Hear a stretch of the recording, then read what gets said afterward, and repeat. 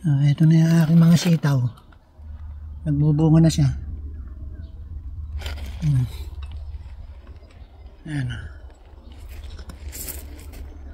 Bulaklak.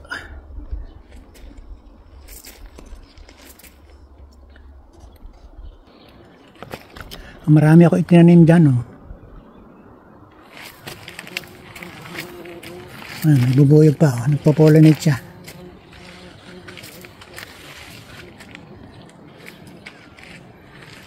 Maraming bulaklak. Dalawang klase itong itinanim ko na sitaw. Yung apple green at saka itong ayan, yung parang violet.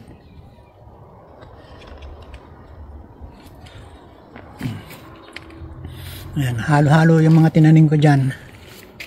Sitaw, ampalaya, tsaka mais. Para ma-maximize ang space ng garden ko.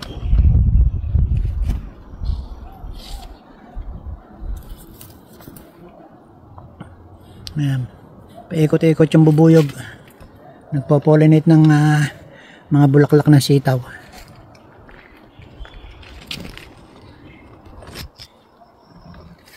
Mais, pwede nang i-harvest.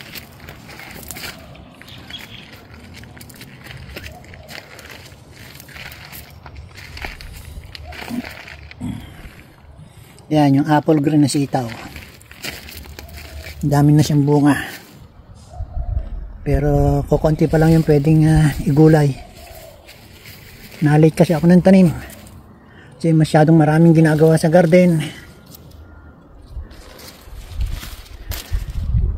Nagdadamo. Nagtatambak ng mga compost.